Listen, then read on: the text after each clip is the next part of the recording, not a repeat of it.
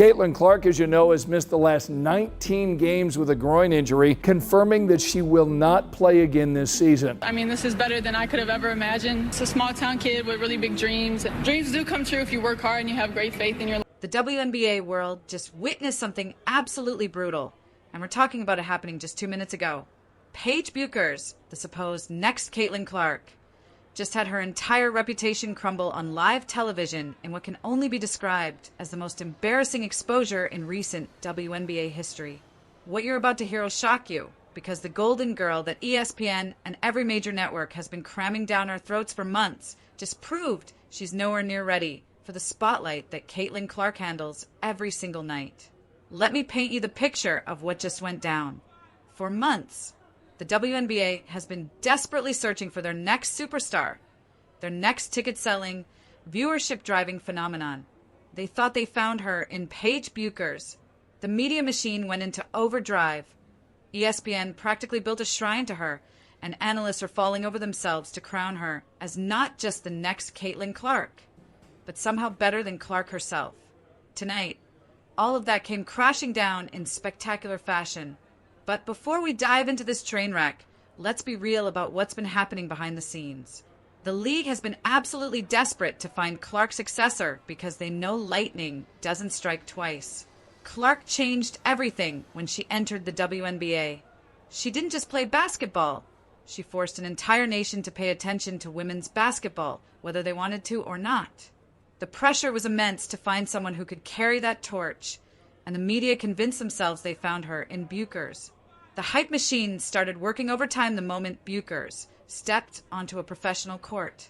Every sports network, every analyst, every so-called expert was pushing this narrative that she was the chosen one.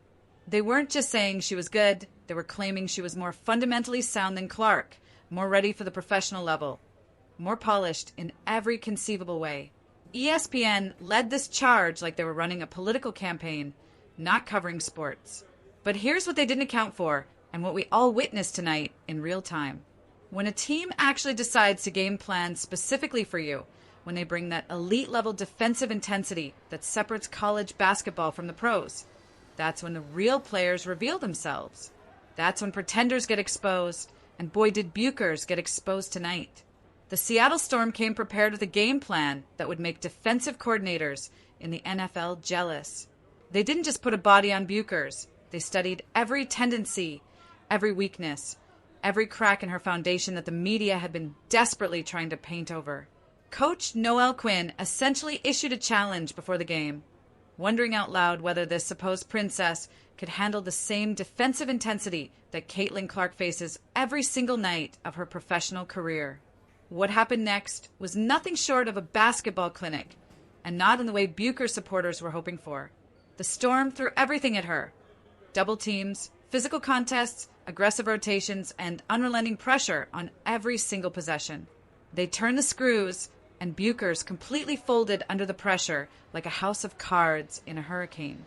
The numbers tell the story of complete and utter collapse. 2 for 11 from the field. 0 assists. Just 2 rebounds.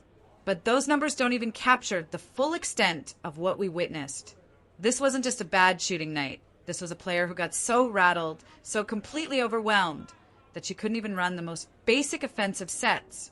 Ball screens, the foundation of modern basketball offense, became impossible for her to navigate when Seattle started bringing real heat. Coach Quinn broke it down after the game, and her words cut like a surgeon's scalpel. She talked about how they got physical, how they rotated aggressively, how they threw multiple defenders at Bueckers until she simply couldn't function within the offense. The most damning part? Bueckers got so flustered that she started passing the ball away the moment she faced any defensive pressure, essentially removing herself from offensive involvement entirely. This is where the comparison to Caitlin Clark becomes not just relevant, but absolutely devastating for Bueckers' reputation. While Bueckers was having her complete meltdown under defensive pressure for one night, Clark has been facing the same intensity, actually worse, for over a year straight. The difference in how these two players have been treated by opposing teams tells you everything you need to know about who the real superstar is. Let's talk about the numbers that should make every WNBA fan's blood boil. Caitlin Clark took 17% of all flagrant fouls in the 2024 season. Think about that for a second. There are dozens of players in this league, and one person absorbed nearly 1/5 of all the dirty, dangerous plays. This isn't basketball anymore. It's open season on greatness. Teams realized they couldn't stop Clark through legitimate basketball means. So they started trying to intimidate her physically, hurt her, knock her out of games through sheer brutality. And what has Clark done with all this targeted abuse?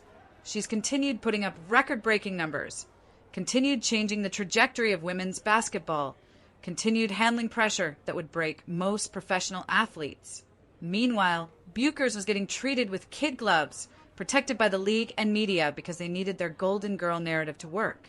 One night of real defensive intensity, and she crumbled like ancient parchment. The timing of this exposure couldn't be more perfect or more devastating for Bueckers' carefully constructed image. Just weeks ago, the media was going absolutely insane because she reached 200 points and 50 assists one game faster than anyone else in WNBA history. One game faster than Clark. And suddenly every analyst lost their minds like this proved everything they'd been saying about her superiority.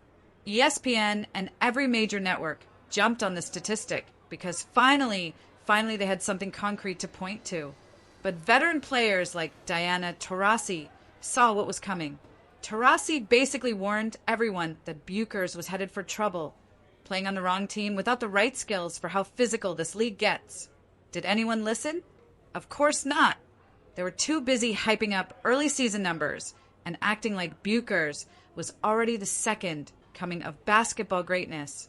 Taurasi knew what seasoned basketball minds understand. Statistics in a vacuum mean nothing. Context is everything. Production against teams that aren't really trying to stop you versus production when elite defenses are specifically game planning to shut you down. These are completely different universes of basketball. The contrast becomes even more stark when you consider what both players have had to work with this season. The Dallas Wings got absolutely demolished by injuries, with 8 out of 12 players from their opening night roster missing at least 7 games. That's basically their entire rotation getting shuffled constantly, forcing Bueckers to carry a much heavier scoring load than most rookies ever see. But here's the thing that makes tonight's collapse even more damaging. She's actually been handling that increased responsibility well throughout most of the season. She's been efficient, averaging 18.9 points per game on 46.7% shooting, which ranks her 6th among high-scoring rookies in field goal percentage. She's on track to join an exclusive group of just 12 rookies in league history to average 5 assists per game. These aren't insignificant achievements. Under normal circumstances, we'd be talking about a very successful rookie season. But the media and league officials made a critical error. They oversold her before she was tested by real, elite-level defense. They created expectations that no rookie, regardless of talent, could possibly meet when facing the kind of targeted defensive schemes that actual superstars face nightly.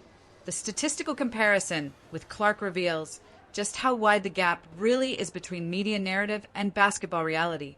Clark averaged 19.2 points to Bueckers' 18.9, but that small difference in scoring masks much larger gaps everywhere else. Clark pulled down 5.7 rebounds per game compared to Bueckers' 3.7. The assist differential is even more telling. Clark's 8.4 assists per game absolutely dwarfs Bueckers' 5.3. The only area where Bueckers holds an advantage is ball security, with 2.1 turnovers per game compared to Clark's 2.8. But even this becomes less impressive when you consider the level of defensive attention each player faces. Clark's slightly higher turnover rate comes from being the primary focus of every opposing defensive game plan, while Bueckers has been largely ignored by opposing coaches until very recently. Both players have had those signature performances that highlight their potential. Bueckers tied the rookie scoring record when she dropped 44 points against the Sparks, and that performance was genuinely impressive considering she was playing with essentially a roster of replacement players due to Dallas's injury crisis. Clark set the single-game assist record with 19 helpers during her remarkable rookie campaign. But one great performance doesn't define a player's ability to handle sustained excellence under pressure. What we witnessed tonight was what happens when the protection gets removed, when opposing teams stop treating someone like a promising young player and start treating them like a legitimate threat that needs to be neutralized. The college foundation that both players built their professional careers on shows interesting parallels and crucial differences. Bueckers dominated at UConn, leading them to 4 Big East tournament victories, for Final Four appearances, and ultimately a national championship. She earned the nickname Paige Bueckers through clutch performances and consistent excellence, becoming the first freshman ever to win National Player of the Year honors. Her college statistics were genuinely historic, 19.9 points per game, the highest scoring average in UConn history. 3 unanimous first-team All-American selections. These achievements positioned her perfectly for professional success and explained why expectations were so high coming into her rookie season. But college basketball and professional basketball are fundamentally different games, requiring different skill sets and different mental approaches. The physicality, the speed, the defensive complexity, the nightly grind of facing elite competition. These represent quantum leaps from even the highest levels of college basketball. What makes tonight's collapse so significant isn't just that Bueckers had a bad game. Every player has bad games.